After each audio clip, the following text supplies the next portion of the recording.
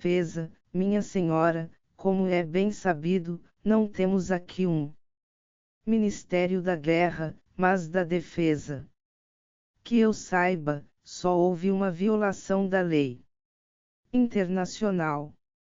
A senhora poderia me dizer qual foi a segunda? Uma repórter: qual delas o senhor desconhece? O desastre em Ituon, ou disparo de aviso no extremo sul do Pacífico. Ministro da Defesa, com súbita severidade. Certamente a senhora não deseja se insubordinar, mas a sua pergunta parece dar apoio, se não crédito, às falsas acusações asiáticas de que o chamado desastre de Ituon foi causado por uma experiência levada a efeito por nós e não por eles. Uma repórter: se parece, convido o senhor a me mandar prender. A pergunta foi baseada num relato neutro proveniente do Oriente Próximo, que dava o desastre de Ituon como resultado de uma experiência subterrânea asiática que se expandiu pela superfície. O mesmo relato dizia que a experiência foi avistada pelos nossos satélites e imediatamente respondida por um disparo do espaço à Terra, a sudeste da Nova Zelândia.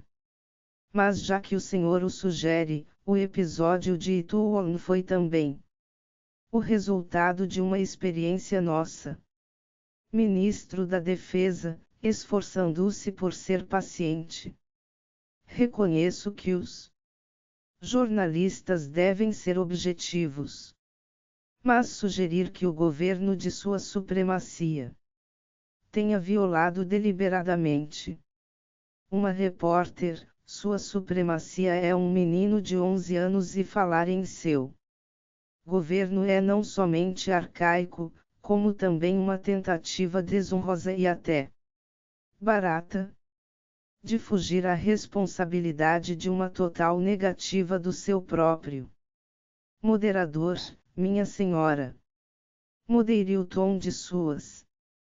Ministro da Defesa: deixe passar, deixe passar. Minha senhora, nego-o terminantemente, já que a senhora deseja dignificar suas acusações fantásticas. O chamado desastre de Ituon não foi o resultado de experiências feitas por nós. Nem tenho conhecimento de qualquer outra detonação nuclear. Uma repórter: obrigada. Moderador: parece que o editor de Ciência das Estrelas, de Texarkana, está querendo falar. Editor: obrigado. Gostaria de perguntar, senhor ministro, o que aconteceu em Ituon? Ministro da Defesa: não temos nacionais naquela área, retiramos os nossos observadores militares desde que as nossas relações diplomáticas foram rompidas na última crise mundial. Sou obrigado, portanto, a me basear em informações indiretas e em relatos neutros, mais ou menos contraditórios. Editor: é compreensível. Ministro da Defesa: pois bem. Ao que parece, houve uma detonação nuclear subterrânea no nível dos megatons que não foi possível controlar. É claro que foi uma experiência. Se tratou de uma arma, ou, como afirmam alguns neutros da área asiática, de uma tentativa para desviar o curso de um rio subterrâneo, foi certamente ilegal e os países limítrofes estão preparando um protesto junto à Corte Internacional. Editor: há perigo de guerra. Ministro da Defesa: não que eu veja. Mas como o senhor sabe, temos certos destacamentos das nossas forças armadas servindo à Corte Internacional com o fim de reforçar as suas decisões, se necessário. Não vejo tal necessidade, mas não posso falar pela corte. Primeiro repórter, mas a coalizão asiática ameaçou uma ofensiva geral contra nossas instalações espaciais se a corte não tomar medidas contra nós. Que sucederá se a sua ação for lenta? Ministro da Defesa, não houve qualquer ultimato. A ameaça foi para efeito interno, pelo que vejo, serviu para encobrir o erro de Ituon. Uma repórter, como está hoje a sua opinião habitual sobre a maternidade? Lord Rajeli. Ministro da Defesa, espero que a maternidade pense de mim o mesmo que penso dela. Uma repórter, bem o que o senhor merece. A entrevista, irradiada através de um satélite a 22 mil milhas de distância da Terra, atingiu a maior parte do hemisfério ocidental através das telas dos visiofones. Entre a multidão dos que viram e ouviram, estava o abade Dom Zerchi, que desligou o aparelho e pôs-se a andar de um lado para outro, procurando não pensar, enquanto esperava por Joshua. Mas não pensar era impossível. Será inevitável. Seremos fadados a fazer sempre a mesma coisa. Seremos forçados a ser como a fênix através de uma interminável sequência de quedas e ressurgimentos. Assíria, Babilônia, Egito, Grécia, Cartago, Roma, os impérios de Carlos Magno e os turcos. Reduzidos a pó, misturados ao sal. Espanha, França, Inglaterra, América desaparecidas na escuridão dos séculos. E sempre outra vez. Outra vez, outra vez. Seremos fadados a fazê-lo, Senhor, acorrentados ao pêndulo do nosso próprio relógio e incapazes de tê-lo. Desta vez, o pêndulo nos levará à destruição e ao esquecimento, pensou. A sensação de desespero passou bruscamente quando o irmão Pet trouxe-lhe o segundo telegrama. Rasgou o envelope, leu e sorriu. O irmão Joshua ainda não veio, irmão. Ele está esperando lá fora, Rev Padre. Mande-o entrar. Ó irmão, feche a porta e ligue o silenciador. Depois leia. Isso. Joshua olhou para o telegrama. Uma resposta de Nova Roma. Chegou hoje de manhã. Mas primeiro ligue aquele silenciador. Temos vários assuntos a tratar. Joshua fechou a porta e virou um comutador na parede. Os alto-falantes ou cartos fizeram ouvir um breve protesto.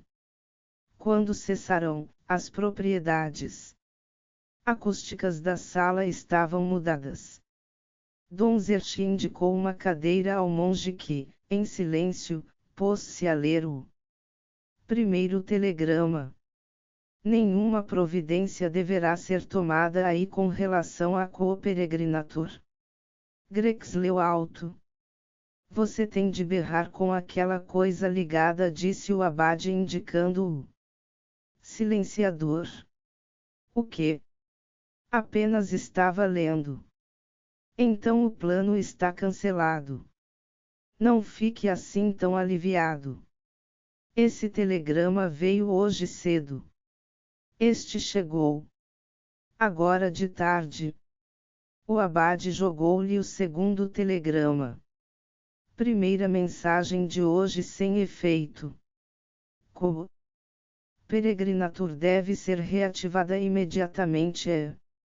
Pedido do Santo Padre. Espere confirmação por telegrama antes de partir. Comunique-se a vagas no Quadro da organização. Comece a execução do plano. Enquanto aguarda. O monge ficou lívido. Tornou a pôr o telegrama sobre a escrivaninha e recostou-se em sua cadeira, com os lábios comprimidos. Você sabe o que é a Coperegrinatur Grex? Sei o que é, senhor, mas não com detalhes. Bem, a princípio tratou-se apenas de um plano no sentido de mandar alguns padres com um grupo de colonizadores que se dirigiam a Alfa do Centauro. Mas deu em nada, porque era preciso haver bispos que ordenassem os padres, senão depois da primeira geração seriam precisos mais padres, e assim por diante. A questão reduziu-se a uma discussão a respeito da possível duração das colônias e, caso durassem, da conveniência de assegurar a sucessão apostólica em colônias planetárias sem recorrer à Terra. Você sabe o que isso significaria? Imagino que teria sido preciso enviar ao menos 3 bispos. Sim, e isso pareceu um pouco absurdo. Todos os grupos de colonizadores têm sido pouco numerosos. Mas durante a última crise mundial, a Coperegrinatur transformou-se em plano de emergência para perpetuar a Igreja em colônias planetárias se, na Terra, o pior viesse a acontecer. Temos uma nave espacial. Nada menos. E temos uma tripulação capaz de manobrá-la. Onde? Aqui mesmo. Aqui na abadia. Mas quem? Joshua fez uma pausa. Sua face ficou ainda mais lívida. Mas, senhor, minha experiência no espaço limita-se unicamente a veículos orbitais. Nunca naveguei em direção às estrelas. Antes da morte de Nancy e da minha entrada na ordem cisterciense. Sei de tudo isso. Há outros com experiência de viagens estelares. Você sabe quem são? Graceja-se até a respeito do número de ex-navegadores do espaço que sentem vocação para a nossa ordem. Não é por acaso, evidentemente. E você não se lembra, no seu tempo de postulado, a quantas perguntas teve de responder sobre as suas experiências no espaço? Joshua acenou que sim. Você também deve se lembrar de que foi interrogado sobre a sua disposição de voltar ao espaço se a ordem o pedisse. Sim? Então você não percebeu que estava sendo destinado a Coperegrinatur, se o plano um dia se concretizasse. Sim, penso que tive medo que fosse isso, meu senhor. Medo. Quero dizer que suspeitei. E tive também um pouco de medo, porque sempre esperei passar o resto da minha vida na ordem. Como sacerdote. Isso, bem, ainda não decidi. A Coperegrinatur não significa que você será dispensado de seus votos ou que tenha de deixar a ordem. A ordem também vai. Xerxes sorriu. E a memorabilia com ela? Toda ela. Ah, o senhor se refere aos Micrafilms. Para onde? Para a colônia do Centauro.